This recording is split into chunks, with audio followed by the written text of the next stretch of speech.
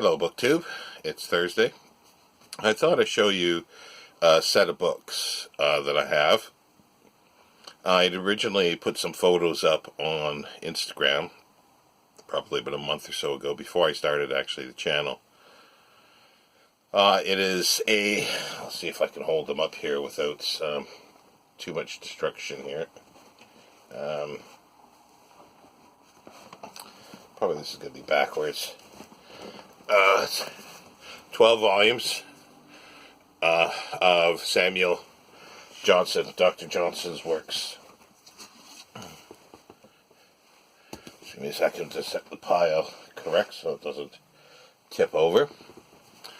And they are hardcover, original paperboards with rough cut edges.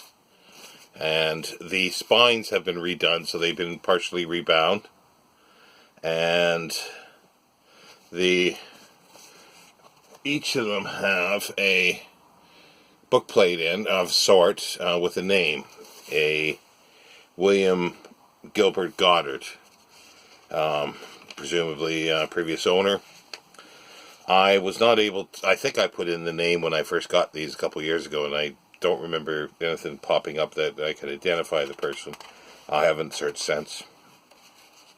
But they have been, like I say, the new spines put on with cloth here, and new plates, new book title plate. They're from 1816. It's the works of Samuel Johnson, LLD, Doctor, and a new edition in 12 volumes. With an essay of his life and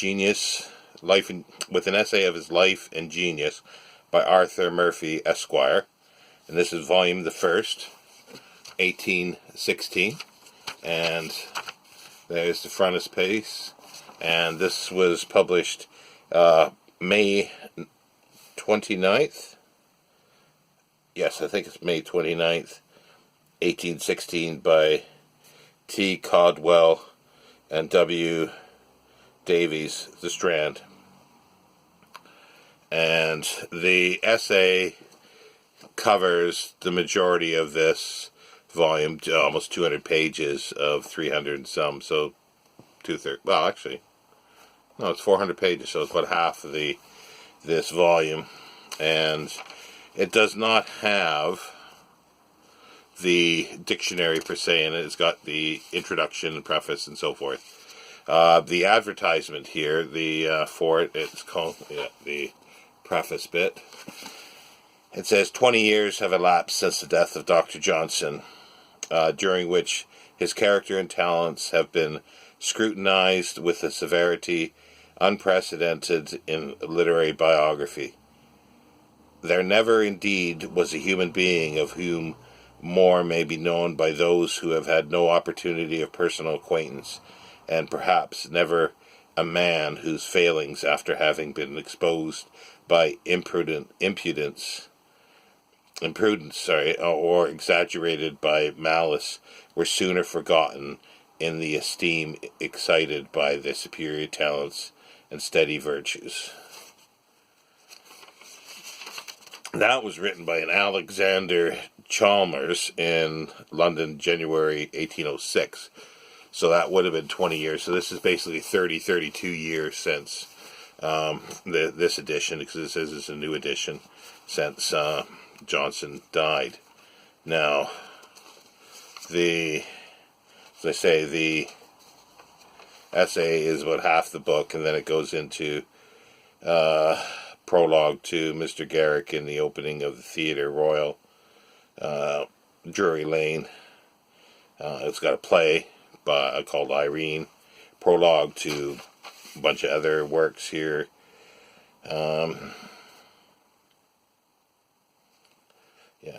Some poetry.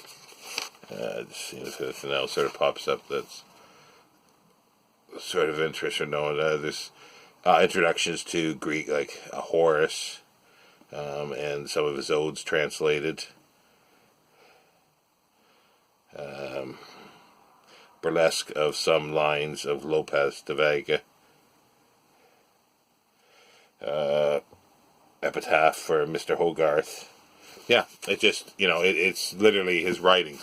I suspect there's probably newer editions and more recent ones that have picked out and found a lot more, but I had a chance to get this quite cheaply. The cover price was £150 for it, but I actually got it for less than 60, so almost a third of what the bookseller was wanting for it, which I feel quite lucky. Again, second volume, same book plate in it, and this is volume the second. And this has his philological tracts, going with the dictionary, the plan of an English dictionary, preface of the English dictionary, proposals for printing the works of Shakespeare, and then it says preface to Ditto, preface to Shakespeare. Oh, that reminds me, I remember in school, in high school, and it came up to something like that. It said Ditto, and teacher didn't know what that was. So I said, oh, it's a Greek writer, Ditto, the Greek author. He believed me, started searching for works by Ditto. Wasn't too pleased when he found out that Ditto, D-I-T-T-O, meant something completely different. But that's another story. An account of the Harleian Library. I've not read that one. I'm going to have to mark that aside to pick up and read. An essay on epitaphs. He just did everything. Political essays, observations on the state of affairs in 1756, introduction to the political state of Great Britain, miscellaneous essays, review of 4 letters from Sir Isaac Newton to Dr. Bentley. It just goes on and on, literally. There is so much stuff in here. It's hard to grab pages because they're rough cut. Review of a journal of 8 days' journey from Portsmouth to Kingston upon Thames. Reply to a paper in the Gazetteer. So yeah, so it's book reviews, everything. That's volume 2, volume 3, volume the 3rd, I should say. Now, it starts out with a dissertation upon the Greek comedy translated from Brumoy, I guess it is. General conclusion to Brumoy's Greek theater. Dedications, and then it's got his contributions to The Adventurer, and the history of Rassalas, Prince of Abyssinia, The Fountains, a fairy tale. But get back, the Adventurer was a periodical, a magazine at the time. There were many, many others. He wrote 4. He started one called The Rambler, which we'll get to shortly, that goes for 7 volumes. It's like the real one that really started was probably The Spectator and The Tattler. He wrote little bits occasionally, I think, for them as they went on. I've got a 5-volume set, large volumes. I showed, I think, I did show them in the coffee houses and rabbit holes. It's the British Essayists. It's from the 1820s, I think, my edition. It's originally 45 volumes. That includes all The Spectator, Tattler, The Adventurer, The Rambler, The Guardian, The Connoisseur. Sort of forget now. Everything, there's a whole list of ones, and it includes every issue of every one during the 18th century. It's not everything that was published during that time, but it's what sort of Georgian late 18th century and early 20th century, late 18th century and early 19th century thought was the best writing of during the 18th century. Can't get the centuries correct for the moment. This is volume the 4th, and this will have The Rambler. And it goes all the way through to issue 70 of The Rambler, or his 70th contribution. And I think it's continued in this one. Yeah, continuation of The Rambler. Up to 140. And I think it continues in here slightly as well. This is volume the 6th. And conclusion of The Rambler. Goes up to how many sections? Yeah, 208. 208. And it came out every Tuesday, I think it was, or was it bi-weekly? No, every Tuesday. I think. Let me just check here again. Remember, because some of these were bi-weekly, or some of them were actually every day. No, this was bi-weekly, so it was Tuesday and Saturday, by the looks of it. The Spectator was just one sheet per day, like a 1,000 word essay or something like that, or 2,000 words, and it was done daily. And now we move into, oh yeah, this is another one, The Idler, which was sort of his, and this is volume the 7th, and yeah, it's all his writings for The Idler. The Idler, having omitted to distinguish the essays of his correspondents by any particular signature, thinks it necessary to inform his readers that from the 9th to the 15th, 33rd, 42nd, 44th, 67th, 66th, 69th, 82nd, 93rd, 96th, and 98th papers, he claims no other praise than that of having given them to the public. So those ones he did not write for The Idler. But it just goes through, like I could go through a little more detail here, but it's like The Art of Advertising, On the Death of a Friend, Motions on the Flight of Time, Character of Solfram the Prudent, Books Fall into Neglect, Fate of Posthumous Works, Loss of Ancient Writings, Scholar's Journal, Memory Rarely Efficient, False Criticism on Painting, Easy Writing, History of Lapland, The Good Sort of Woman, Horror of the Last. These are all just names, and let's go back and just look a few for The Rambler. This is from 141 onward. The Criterions of Plagiarism, The Cruelty of Parental Tyranny,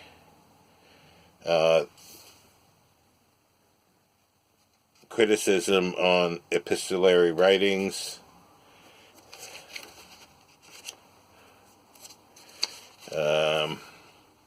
Old Men in Danger of Falling into Pupillage, The Conduct of Thrasybulus, Praise Universally Desired, The Importance of Wealth, Labor Necessary to Excellence, The History of Legal Legacy Hunting, The Legacy Hunter's History Concluded, The Different Exceptions of Poverty, Cynics and Monks Not Poor.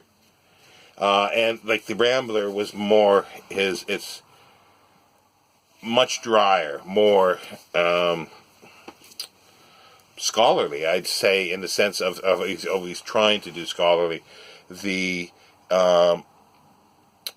Spectator was more chatty. It was set up, the Spectator, and even the Tatler was set up that the fictitious journalist is sitting in a coffee house and just writing down the gossip of the day, which is usually politically charged a lot of times, depending on which coffee house he was in.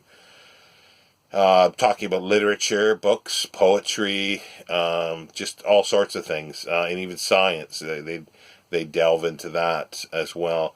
But Samuel Johnson's was much, much more focused on the subjects and trying to say this is almost the last word in it. This is my view. This is how it is in many ways, which is kind of interesting. It's an interesting contrast. Now this is volume the 8th. Oh, this one's missing a front freehand paper. I didn't notice that. They might have used it as the new paste down. Miscellaneous essays, and then the political tracts. A Journey to the Western Islands of Scotland. This is his diaries, which goes with the Boswells, I believe. I think it was at the same time. Now we get into he was I think it was sort of a commission. It wasn't sort of a sort of life's work, because he was just he would take any writing, or he was a bit of a writing hack in some ways, but he still tried to be literary. The lives of, or the English poets, he was commissioned to do introductions to the English poets.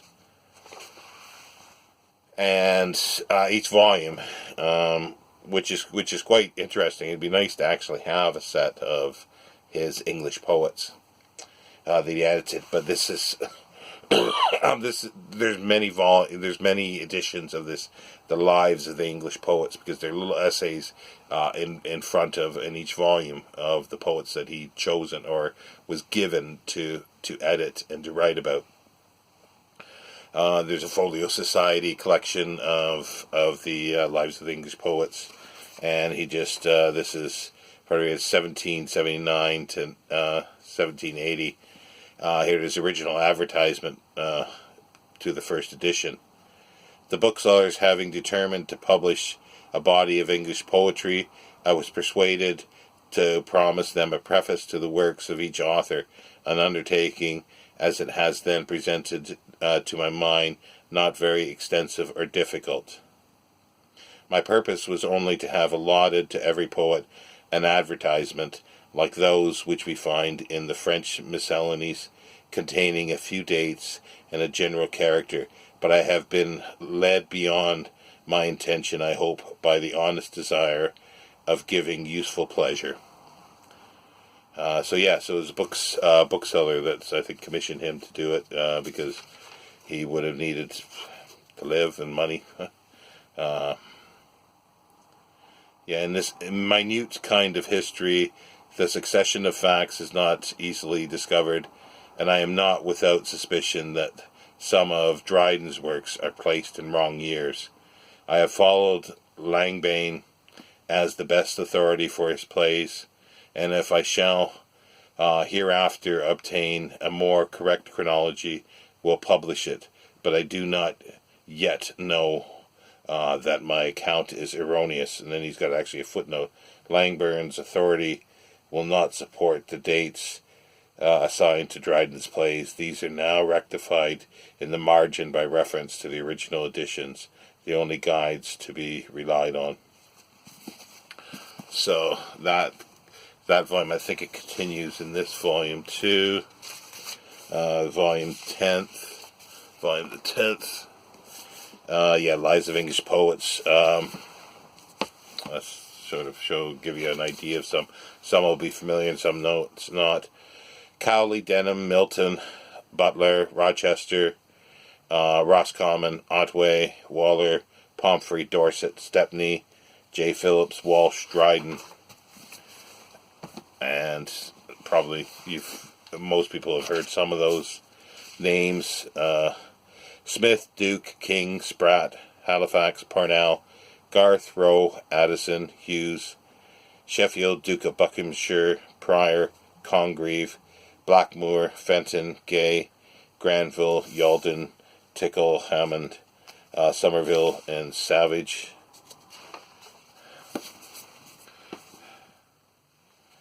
And that's the second volume of that. And does it continue in this one? Can't remember now. Yes, it does. It would be a fascinating set to get.